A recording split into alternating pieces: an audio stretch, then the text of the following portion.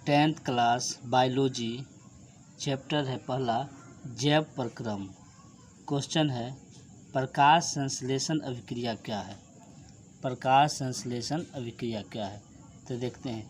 तो देखिए, जिस प्रक्रिया के द्वारा पौधे अपना भोजन तैयार करता है उस प्रक्रिया को प्रकाश संश्लेषण कहा जाता है।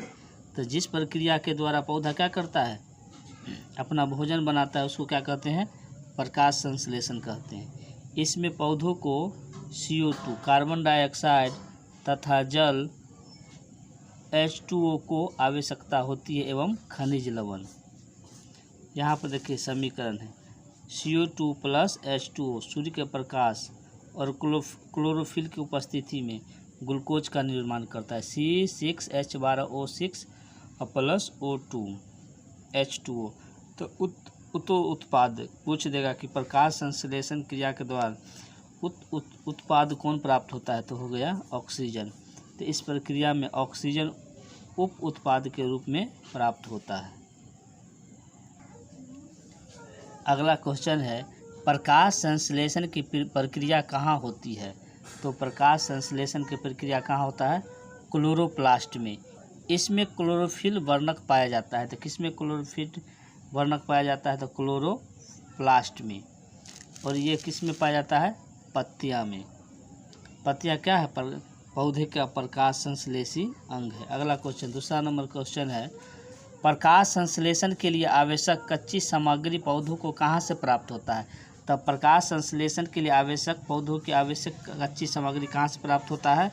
तो देखिए, पौधों के प्रकाश संश्लेषण के लिए आवश्यक कार्बन डाइऑक्साइड को कहाँ से प्राप्त करता है, वायु से। प्रकाश को सूर्य से। जल तथा अन्य खनिज लवणों को कहाँ से प्राप्त करता है, मिट्टी से यानी मृदा से प्राप्त करता है। अगला क्वेश्चन है हमारे अमाशय में अम्ल की भूमिका क्या है। अमाशय मतलब क्या हो गया, पेट। हमारे अमाशय में अम्ल की क्या भूमिका है। तो यहाँ देखते हैं, हमारे अमाशय में HCl हाइड्रोक्लोरिक अम्ल एक अम्लीय माध्यम तैयार करता है जो पेप्सिन एंजाइम की क्रिया में सहायक होता है। यह भोजन में उपस्थित कीटाणुओं को भी नष्ट करता है।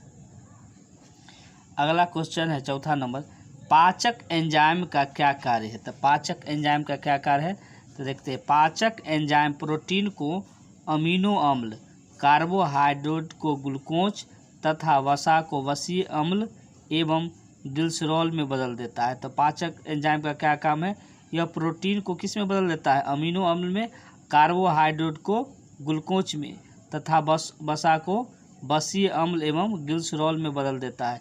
पाचक एंजाइम का यही काम है। अगला क्वेश्चन है 5 नंबर, पादप में भोजन का स्थानांतरण कैसे होता है। तो पादप में भोजन, पादप यानी कि पौधा में भोजन का स्थानांतरण किसके द्वारा होता है, फ्लोएम के द्वारा। किसके द्वारा, फ्लोएम के द्वारा होता है। अगला क्वेश्चन है 6 नंबर, पादप में जाइलम का उत्तरदायी है किसके लिए, जल के वहन के लिए। किसके, जल के वहन के लिए। अगला है स्वपोषी के लिए आवश्यक तत्व क्या है। तो स्वपोषी के लिए आवश्यक तत्व क्या है, कार्बन डाइऑक्साइड, जल तथा क्लोरोफिल और सूर्य का प्रकाश। तो स्वपोषी में कौन आ जाएगा, पौधा। तो इसके लिए क्या चाहिए, कार्बन डाइऑक्साइड, जल, क्लोरोफिल और सूर्य का प्रकाश।